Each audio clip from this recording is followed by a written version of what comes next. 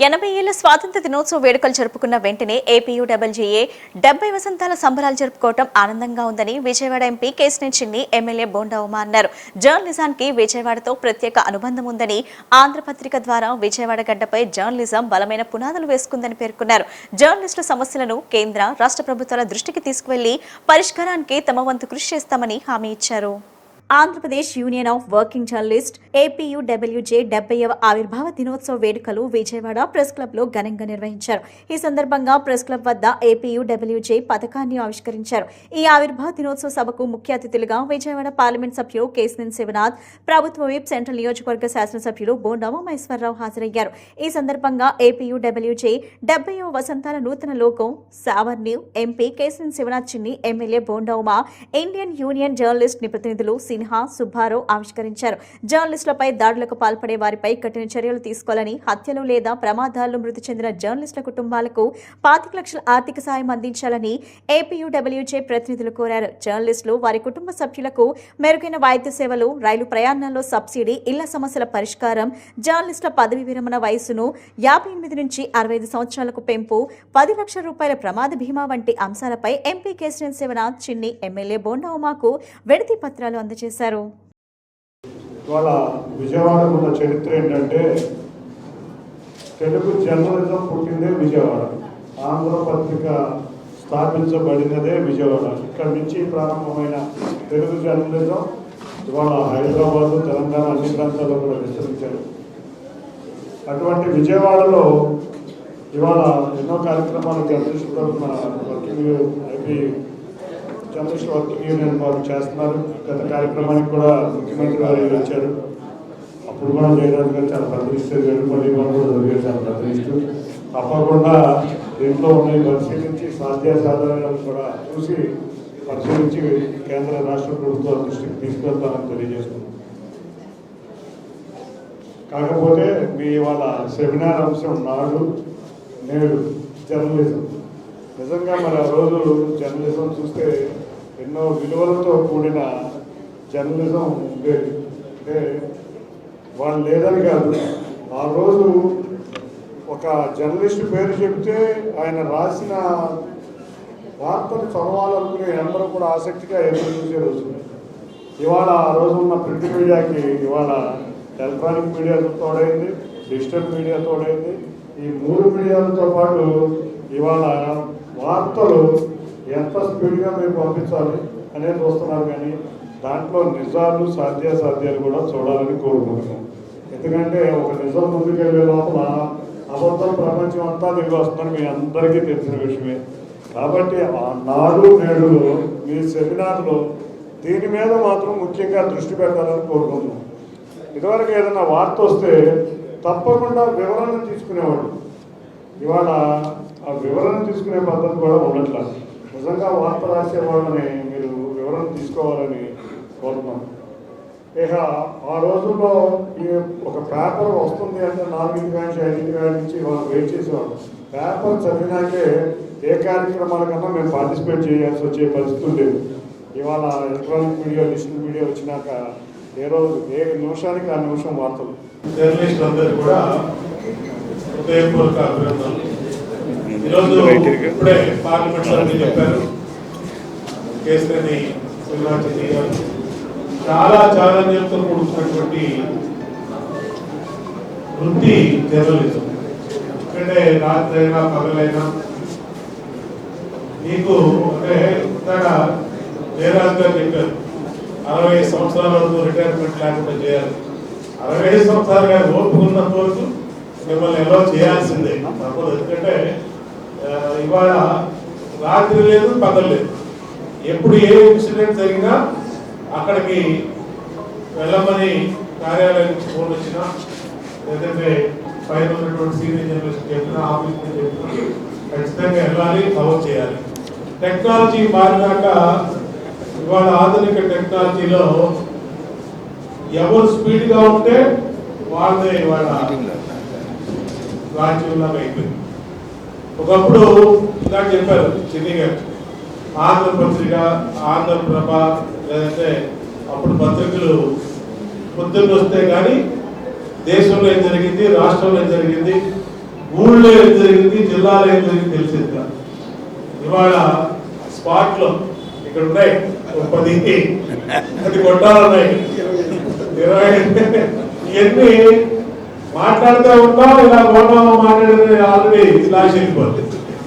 అట్లాగా చిన్ని గారు వెళ్ళిపోతే ఎవరైనా సరే ఏ సందర్భంలో. మాజీ మంత్రి వైఎస్ జగన్మోహన్ రెడ్డిపై మాజీ రాజ్యసభ సభ్యులు తులసిరెడ్డి తీవ్రస్థాయిలో విమర్శలు గుప్పించారు. జగన్మోహన్ రెడ్డి అసెంబ్లీకి వెళ్లకపోవడంపై అసహనం వ్యక్తం చేశారు. విజయవాడలో జరిగిన మీడియా సమావేశంలో ఆయన మాట్లాడుతూ ప్రజలు తమకు ఇచ్చిన పదవులను గౌరవించాలని, వాటికి న్యాయం చేయాలని అన్నారు. తనకు ఏపీసీసీ అధ్యక్షులుగా 2 సార్లు అవకాశం వచ్చినప్పటికీ ఆర్థిక బలం లేకపోవడంతో వదులుకున్నానని, అధిష్టానం అర్థం తనతో సంప్రదింపులు జరపలేదని, తాను చర్చించలేదని అన్నారు. తన శక్తి మేరకు పార్టీ కోసం పనిచేస్తానని చెప్పుకొచ్చారు. ఈ రోజు నుండి అసెంబ్లీ జరుగుతున్నప్పటికీ వైసీపీ పార్టీ, జగన్మోహన్ రెడ్డి ఆ పార్టీ ఎమ్మెల్యేలు అసెంబ్లీకి వెళ్లకపోవడం ఏమిటని ప్రశ్నించారు. వైఎస్ఆర్ కాంగ్రెస్ పార్టీ అధినేతలు, వారి పార్టీ నాయకులతో మూర్ఖత్వం, పిరికితనం, బాధ్యతారాహిత్యం కనిపిస్తున్నాయని విమర్శించారు.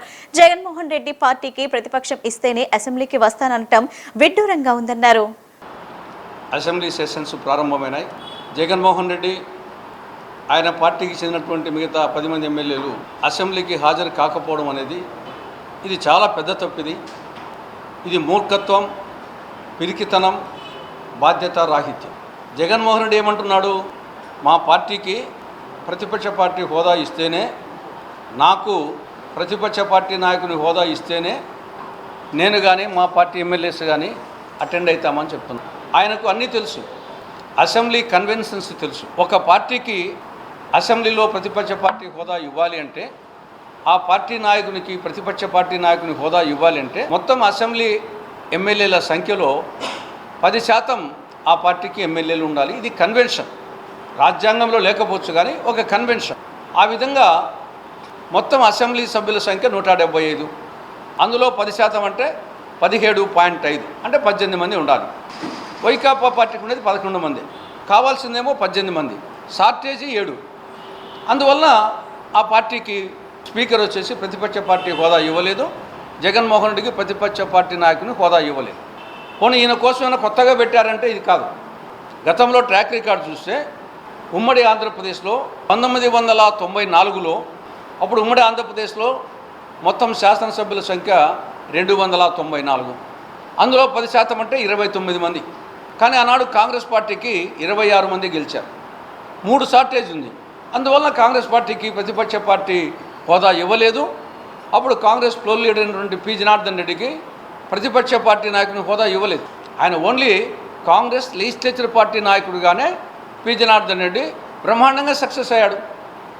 ఈ ఆల్మట్టి ఇష్యూ కానీ మిగతా అనేక ఇష్యూస్ మీద బ్రహ్మాండంగా సక్సెస్ అయ్యాడు. అది స్ఫూర్తి కావాలి. అదేవిధంగా లోక్సభలో తీసుకుంటే 2014లో లోక్సభలో మొత్తము ఎంపీల సంఖ్య 543, అందులో 10% అంటే 54 కావాలి. కానీ 2014లో కాంగ్రెస్ పార్టీకి 44 వచ్చాయి, కావాల్సింది 54, వచ్చింది 44, 10 షార్టేజ్. అందువల్ల కాంగ్రెస్ పార్టీకి ప్రతిపక్ష పార్టీ హోదా ఇవ్వాలా. ఆనాడు మల్లికార్జున ఖర్గే గారు ఫ్లోర్ లీడర్గా ఆయన అటెండ్ అయ్యాడు, రాహుల్ గాంధీ గారు ఒక ఎంపీగా అటెండ్ అయినాడు. నేను పెద్ద కోబ్రహ్మమ్మ రాహుల్ గాంధీ కంటే 54 గాను 52 వచ్చినాయి కాంగ్రెస్, 2 తక్కువ. అప్పుడు కూడా ఇవ్వలేదు. అప్పుడు కూడా రాహుల్ గాంధీ గారు ఎంపీగా హాజరయ్యారు, కాంగ్రెస్ ఫ్లోర్ లీడర్గా అధీర్ రంజన్ చౌదరి ఆయన హాజరయ్యాడు. పార్టీ హోదా నాయకుని హోదా లేదు. ఇప్పుడు 2024లో 99 వచ్చాయి కాబట్టి ఇచ్చారు. కాబట్టి జగన్మోహన్ రెడ్డి కోసం కొత్తగా పెట్టిన రూల్స్ ఏం కాదు, నిబంధనలు, సాంప్రదాయాలు కాదు, గతంలో ఉన్న సాంప్రదాయాలు. ఇవన్నీ జగన్మోహన్ రెడ్డికి తెలుసు. తెలిసి కూడా పిల్లోడు కదా, అలుగుతాడు కదా, పిల్లలు అలిగే అన్నం తినేటప్పుడు పల్లెంత అంటారు కదా, ఆ విధంగా మూర్ఖత్వంగా బిహేవ్ చేస్తున్నాడు. కూటమి పాలనలో ప్రజలంతా సంతృప్తిగా ఉన్నారని టీడీపీ పశ్చిమ నియోజకవర్గ ఇన్ఛార్జ్ బుద్దా వెంకన్న అన్నారు. త్వరలో కొత్త పెన్షన్లు కూడా మంజూరు కానున్నాయని ఆయన వివరించారు. రాష్ట్రంలో శాంతి భద్రతలు మెరుగయ్యాయని బుద్దా పేర్కొన్నారు. టీడీపీ పశ్చిమ నియోజకవర్గ ఇన్ఛార్జ్ బుద్ధ వెంకన్న ఆధ్వర్యంలో ఇంటింటికి తెలుగుదేశం కార్యక్రమం ఉత్సాహభరితంగా కొనసాగుతుంది. ఇందులో భాగంగా 53వ డివిజన్ పరిధిలోని పలు ప్రాంతాల్లో బుద్ధ వెంకన్న కూటమి నాయకులతో కలిసి పర్యటించారు. ఇంటింటికి వెళ్లి ప్రజలను కలుసుకుని సమస్యలు అడిగి తెలుసుకున్నారు. అనంతరం ఆయన మాట్లాడుతూ కూటమి పాలన పట్ల ప్రజలు చాలా సంతృప్తిగా ఉన్నారని అన్నారు. ఇచ్చిన హామీలు అమలు కావటం, అభివృద్ధి, సంక్షేమ పథకాలు కొనసాగుతుండటంతో ప్రజలంతా సంతోషం వ్యక్తం చేస్తున్నారన్నారు. కొందరు పెన్షన్ల కోసం దరఖాస్తు చేసుకున్నారని, వారందరికీ త్వరలో కొత్త పెన్షన్లు మంజూరు కానున్నాయని ఆయన తెలిపారు. రాష్ట్రంలో శాంతి భద్రతల సమస్య కూడా మెరుగ్గా ఉందన్నారు. మాజీ కార్పొరేటర్ మహదేవ్ అప్పాజీ మాట్లాడుతూ డివిజన్ పరిధిలో సైకంవారి వీధి మినహా మిగతా అన్ని రోడ్లను పూర్తి చేయగలిగామన్నారు. కూటమి పాలనలో అభివృద్ధి పరుగులు పెడుతుందని, సంక్షేమ పథకాలు కూడా సక్రమంగా అమలవుతున్నాయని పేర్కొన్నారు. నిరుద్యోగుల సమస్యలపై ప్రభుత్వం దృష్టి సారించిందని, స్వర్ణాంధ్రప్రదేశ్ సాధనగా దిశగా ప్రభుత్వం ముందుకు వెళ్తుందన్నారు. కూటమి నాయకురాలు విజయలక్ష్మి కూడా ప్రసంగించారు. ఈరోజు ఇంటింటి తెలుగుదేశం కార్యక్రమంలో నందే విజయలక్ష్మి గారు డివిజన్ పార్టీ అధ్యక్షులు వారి సారథ్యంలో స్థానిక కార్పొరేటర్గా మా సోదరుడు అప్పాజీ గారు, మహాదేవ్ అప్పాజీ గారు, అలాగే స్థానిక తెలుగుదేశం పార్టీ నాయకులు కీర్తిశేషులు తిరుమలేష్ గారి భార్య, అలాగే శేఖర్ బాబు గారి కూతురు, ఆమె కూడా మరి ఈ ఇంటింటి తెలుగుదేశం కార్యక్రమంలో రమేష్, జనసేన నుంచి రమేష్, బీజేపీ నుంచి అందరూ కూడా పాల్గొని మరి ఈ 2.5 సంవత్సరాల్లో కూటమి పాలనలో ప్రజలు ఎంత సంతోషంగా ఉన్నారు ఏంటి అని మేము విచారించడానికని వచ్చాము. ప్రతి ఒక్కరు కూడా పెన్షన్లో కానీ, ఇప్పుడు ఒక ఆవిడ వచ్చింది, జగన్ హయాంలో వాళ్ళ అమ్మాయికి బాగోకపోతే పెన్షన్ రాలేదండి, ఇప్పుడు పడుతుందండి, మళ్ళీ అదేదో చిన్న క్లారిఫికేషన్ చేయాలి. అది చెప్పగానే నేను స్థానిక డివిజన్ పార్టీ అధ్యక్షురాలకి, అలాగే స్థానిక కార్పొరేటర్ గారికి చెప్పాను, ఒకవేళ అప్పాజీ గారికి, విజయలక్ష్మి గారికి. ఎందుకంటే మళ్ళీ రేపు కొత్త పెన్షన్లు రాగానే రిలీజ్ చేయగానే ఇవన్నీ కూడా మళ్ళీ మేము వాళ్ళకు వచ్చి ఏర్పాటు చేస్తాము. మన పశ్చిమ నియోజకవర్గ ఇన్ఛార్జి గారు, అలాగే తెలుగుదేశం పార్టీ జాతీయ ఉపాధ్యక్షులు బుద్ధ వెంకన్న గారు, అలాగే తెలుగుదేశం పార్టీ, మా జనసేన పార్టీ, అలాగే బీజేపీ పార్టీ అందరం కూడా కలిసి ఇంటింటికి తెలుగుదేశం కార్యక్రమం నిర్వహించడం జరిగింది. ఈ డివిజన్లో 99% అన్ని అభివృద్ధి కార్యక్రమాలు కూడా కూటమి ప్రభుత్వం ఉన్నప్పుడు అన్నీ చేపట్టడం జరిగింది. ఒక్క సైకంవారి వీధి తప్పితే అన్నీ అభివృద్ధి చేయడం జరిగింది. అలాగే కూటమి ప్రభుత్వానికి ఇంతకుముందు ప్రభుత్వానికి తేడా ఏంటంటే సంక్షేమమే కాకుండా అభివృద్ధి కార్యక్రమాలు, అలాగే నిరుద్యోగ సమస్య ఎవరైతే ముందు నెక్స్ట్ జనరేషన్ ఉందో వాళ్ళందరికీ కూడా ఉద్యోగ అవకాశాలు వచ్చే విధంగా ఇండస్ట్రీస్లు, అనేక సాఫ్ట్వేర్ కంపెనీలు తీసుకొచ్చి ఈ యొక్క మన ఆంధ్రప్రదేశ్ని స్వర్ణాంధ్రప్రదేశ్గా తీర్చిదిద్దడానికి మన కూటమి నాయకులే ఎవరైతే ఉన్నారో పెద్దలు చంద్రబాబు నాయుడు గారు, జగన్మోహన్ రెడ్డి గారు, అలాగే బీజేపీ పెద్దలు కృషి చేస్తున్నందుకు, ప్రజలందరూ హర్షం వ్యక్తం చేసినందుకు మరొకసారి ధన్యవాదాలు తెలియజేస్తూ ప్రజలందరికీ కూటమి ప్రభుత్వాన్ని మళ్ళీ గెలిపించాల్సిందిగా కోరుతున్నాను. ఈరోజు మా డివిజన్లోకి 53వ డివిజన్లోకి అన్నగారు రావడం మా అదృష్టం. మేము చాలా సంతోషిస్తున్నాం. అన్నగారు రావడం మా బాధ.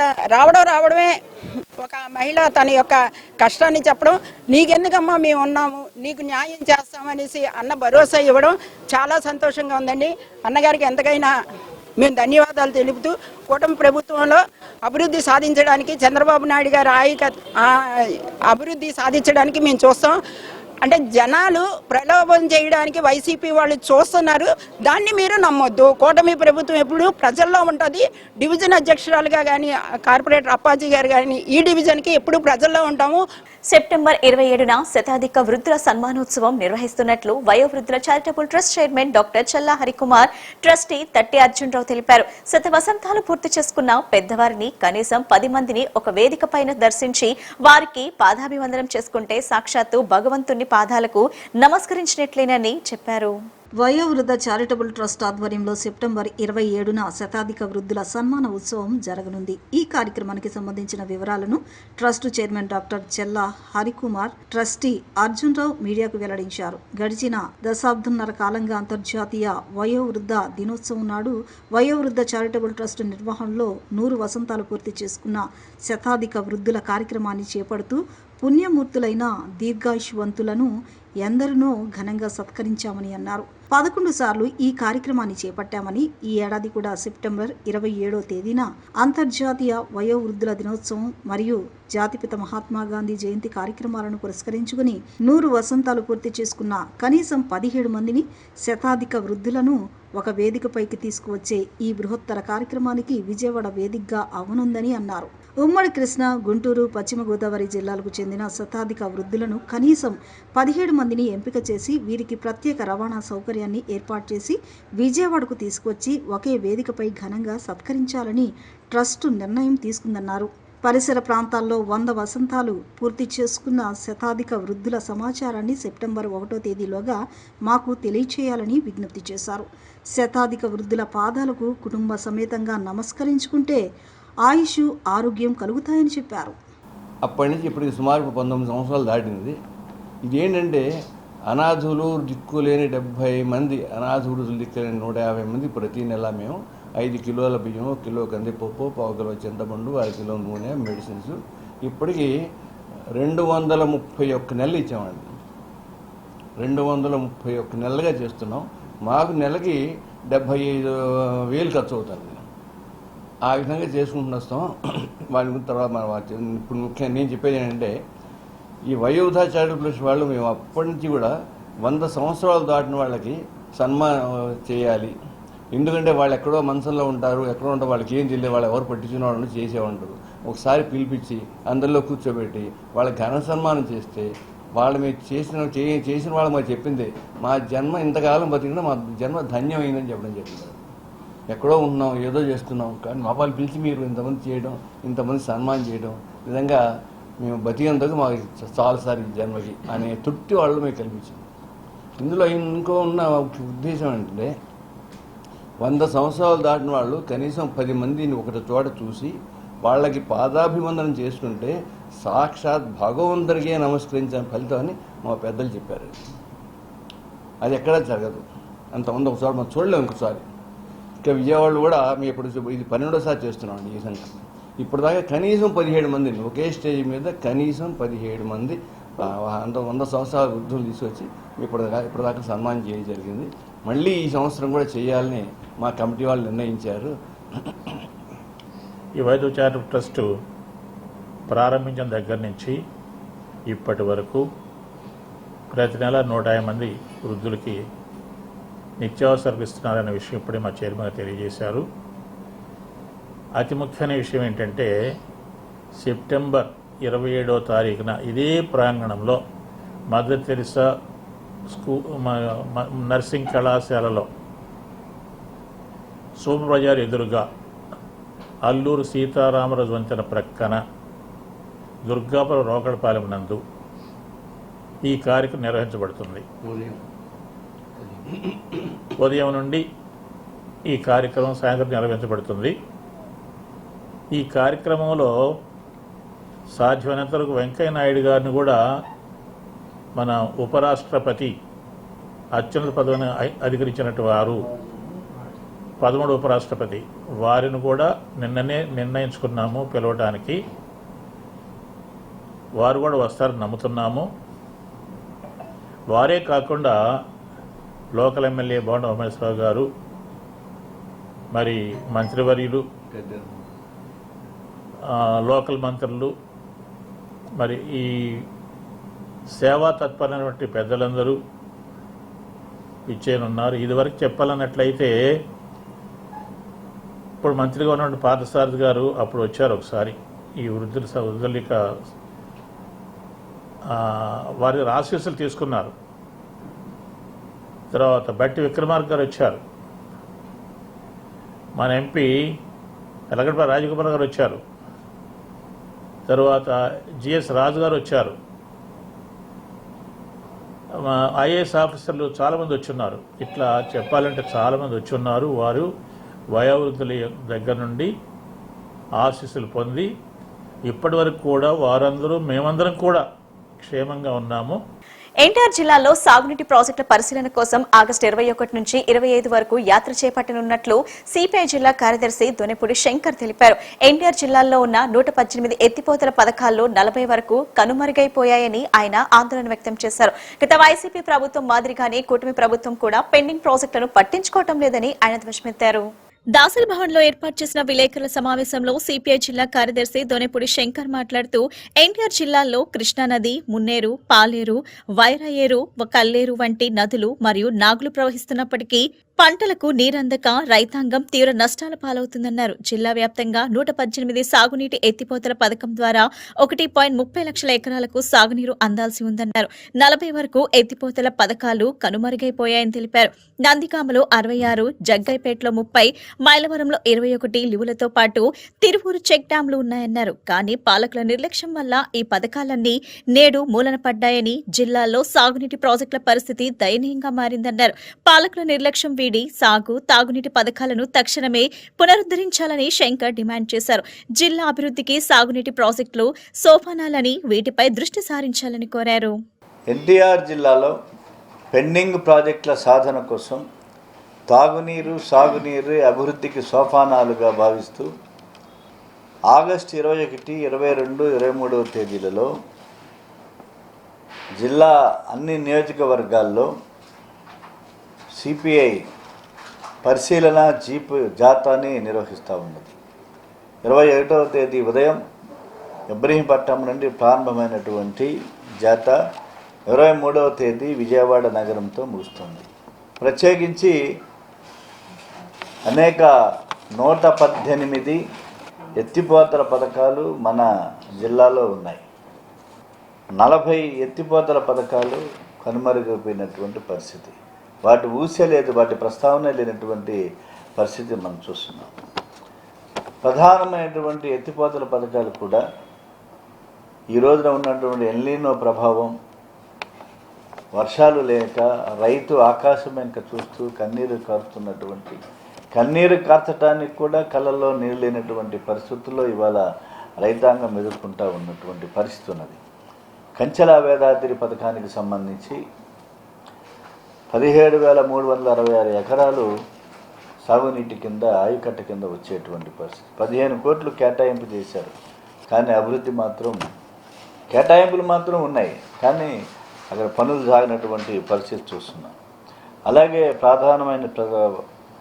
ముఖ్యమైనటువంటి తారకరామ ఎత్తిపోతల పథకం, బుడమేరు డైవర్షన్ కెనాల్ పైన దాన్ని నిర్మించారు. 13,500 ఎకరాల సాగు భూమి 5 కోట్లు కేటాయించారు కేవలం లెఫ్ట్ కెనాల్ పైన. కాబట్టి ఈ తారకరామ ఎత్తిపోతల పథకం అనేటువంటి చాలా కీలకమైనటువంటి ప్రాంతం మైలవరం నియోజకవర్గంలో. అలాగే జగ్గైపేట, నందిగామ పరిసర ప్రాంతాలకు సంబంధించినటువంటి ముఖ్యాల వేదాద్రి ఎత్తిపోతల పథకం 30,000 ఎకరాల సాగు భూమి ఆ ఆయకట్టు కిందకి వస్తున్నటువంటి డబ్బు కేటాయించారు, కానీ పనులు మాత్రం వేగవంతంగా జరిగినటువంటి పరిస్థితి ఉన్నది. అంతకంటే 130 ఏళ్ల క్రితం నిర్మించినటువంటి బ్రిటిష్ కాలం నాటి ఎత్తిపోతల పథకం, మున్నేరు పోలంపల్లి ప్రాజెక్ట్ ఇంతవరకు కూడా తెలంగాణ ఆంధ్ర రాష్ట్రానికి సరిహద్దుల్లో ఉన్నటువంటిది. సగభాగం తెలంగాణ, సగభాగం ఆంధ్రప్రదేశ్కి, తెలంగాణ ప్రభుత్వానికి ఎక్కడున్న రైతాంగానికి కప్పం కట్టాల్సినటువంటి పరిస్థితి. దానిపైన ఏ ఎమ్మెల్యే కానీ, ఎంపీలు కానీ ఎవరూ మాట్లాడినటువంటి పరిస్థితి. మధ్యాహ్న భోజన పథకం కార్మికులకు కనీస వేతనాలు చెల్లించాలని ఐఎఫ్టీయూ రాష్ట్ర ప్రధాన కార్యదర్శి ఎం రామకృష్ణ డిమాండ్ చేశారు. కేంద్ర ప్రభుత్వ ఆదేశాల ప్రకారం వారికి 700 రూపాయల జీతాలు చెల్లించాల్సి ఉండగా కేవలం 100 నుంచి 200 రూపాయలు మాత్రమే చెల్లిస్తున్నారని తెలిపారు. ఈ జీతాలు కూడా 6 నెలలు పెండింగ్ లో ఉంచడం దురదృష్టకరమన్నారు. ఐఎఫ్టీయూ ఆధ్వర్యంలో మధ్యాహ్న భోజన కార్మికులకు పెండింగ్ లో ఉన్న జీతాలు చెల్లించాలని, ప్రస్తుతం చెల్లిస్తున్న జీతాలు పెంచాలని కోరుతూ కలెక్టర్ కార్యాలయంలో వినతి పత్రం అందజేశారు. అనంతరం ఐఎఫ్టీయూ నాయకుడు రామకృష్ణ మాట్లాడుతూ మధ్యాహ్న భోజన కార్మికుల పరిస్థితి దారుణంగా ఉందన్నారు. రోజుకు 100 నుంచి 200 రూపాయల వేతనంతో 8 గంటలు పనిచేయాల్సి వస్తుందని ఆవేదన వ్యక్తం చేశారు. కేంద్ర ప్రభుత్వం 700 రూపాయల జీతాలు చెల్లించమని ఆదేశాలిస్తే రాష్ట్ర ప్రభుత్వం పట్టించుకోవటం లేదన్నారు. ఆ జీతాలను సైతం 6 నెలలు పెండింగ్ లో పెట్టడం పట్ల ఆయన తీవ్ర ఆగ్రహం వ్యక్తం చేశారు. మధ్యాహ్న భోజన కార్మికులకు తక్షణమే పెండింగ్ జీతాలు చెల్లించాలని, కనీస వేతనం చట్టం అమలు చేయాలని రామకృష్ణ డిమాండ్ చేశారు. మధ్యాహ్న భోజన నిర్వాహకురాలు గుత్తా ఝాన్సీ మాట్లాడుతూ తమ ఇబ్బందులను వివరించారు. కనీసం గ్యాస్ కూడా సరఫరా చేయకపోవడంతో కట్టెల పొయ్యిపై వంట చేయాల్సి వస్తుందని అధికారులు ఎందుకు అభ్యంతరం వ్యక్తం చేస్తున్నారన్నారు. తమ సమస్యలు పరిష్కరించాలని, జీతాలు చెల్లించాలని ఆమె కోరారు. ఈరోజు రాష్ట్రంలో కూటమి ప్రభుత్వం అధికారంలోకి రాకముందు మధ్యాహ్నం భోజనం పథకం కార్మికులకి, ఆయా వర్కర్లకి, వాచ్మ్యాన్లకి జీతాలు పెంచుతామని చెప్పేసి ప్రకటించింది.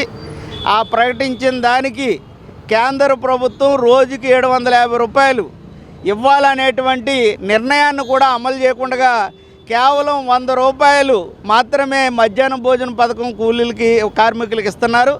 మరొక వైపు ఆయా వర్కర్లకి కేవలం 200 రూపాయలు రోజుకి. అంటే పొద్దుట 8 గంటలకు వెళ్తే సాయంకాలం 4 గంటల వరకు స్కూల్లో అన్ని పనులు చేస్తున్నటువంటి కార్మికులకి ఇస్తున్న వేతనం ఎంతంటే 200 రూపాయలు. కలెక్టర్ గారిని కలిస్తే కలెక్టర్ గారు ఏమన్నారంటే చాలా దురదృష్టకరం, 200 రూపాయలకు పనిచేయడం అనంటే ఇంత పెద్ద పని. బాత్రూమ్స్ కానీ ఇవన్నీ కూడా 300 మంది పిల్లలకి ఒక ఆయా వర్కరు పనిచేయటం చాలా దురదృష్టకరం. అట్లాగే వాళ్ళకి ఇస్తున్నటువంటి జీతాలు కూడా 6 నెలల నుంచి పెండింగ్లో ఉన్నాయి. ఇచ్చేది 200 రూపాయలు, అది మళ్ళీ బడ్జెట్ రిలీజ్ అయినప్పటికీ కూడా ఇంకా ఇవ్వకపోవడం చాలా దురదృష్టకరం. అందుకనే ఐఎఫ్టీయుగా మేము ఒకటే డిమాండ్ చేస్తున్నాం, మీరు ఇస్తున్నటువంటి జీతాలన్నీ ఇవ్వండి, కనీస వేతన చట్టాన్ని అమలు చేయండి, కనీసం 15,000 రూపాయలు ఇవ్వాలని చెప్పేసి ఈరోజు మేము డిమాండ్ చేస్తున్నాం. మీ లెక్క ప్రకారమే, ప్రభుత్వం చేసిన నిర్ణయం ప్రకారమే మాకు జీతాలు ఇవ్వండి అని చెప్పేసి అడుగుతున్నాం. లేని పక్షంలో పెద్ద ఎత్తున ఆందోళన చేస్తామని చెప్పేసి కూడా ప్రభుత్వాన్ని హెచ్చరిస్తూ ఉన్నాం. నేను టీఐపీటీ తరఫున కార్యదర్శిగా పనిచేస్తున్నాను. మిడ్ డే మీల్స్ ఏజెన్సీగా పనిచేస్తున్నాను. మాకు 2003లో మిడ్ డే మీల్స్ వచ్చింది. 2003 నుంచి 2008 వరకు మేము ఉచిత సేవ చేసాం గవర్నమెంట్కి. అప్పుడు 1000 రూపాయలు ఇచ్చారు. ఆ తర్వాత మళ్ళీ ప్రభుత్వం వారు నిర్ణయించి 3000 ఇచ్చారు. 3000 జీతాలతో మేము ఎలా చేయగలుగుతాము? పిల్లలకి ఛార్జీలు పెంచట్లేదు, గ్యాస్ బండలు లేవు, కందిపప్పు లేదు, నూనె లేదు, అన్ని అత్యవసర ఖర్చులు ఎక్కువైపోయినాయి. మాకు వేతనలు కూడా పెంచాలండి. గవర్నమెంట్ నిర్ణయించిన వేతన ప్రకారంగా మాకు గవర్నమెంట్ వేతనం పెంచాల్సిందే. మాకు ఐఎఫ్ఈ టైప్ను కనుక ధర్నా చేయకపోతే పెరగవని చెప్పేసి మేము నూనె కూడా ఇవ్వాలి, గవర్నమెంట్ తరఫునే ఇవ్వాలి. గవర్నమెంట్ గ్యాసు, కందిపప్పు, నూనె 3 సప్లైలు వాళ్ళే చేయాలండి. వాళ్ళు చేస్తేనే మాకు ఇది. గ్యాస్ బండి ఇబ్బందిగా ఉంది మాకు. ఎంఈఓ వాళ్ళు వచ్చి మీరు పొయ్యిల మీద వండటానికి వీల్లేదంటున్నారు. గ్యాస్ బండ సప్లై లేదు మాకు. ఇప్పుడు కాసేపు ప్రకటనలు.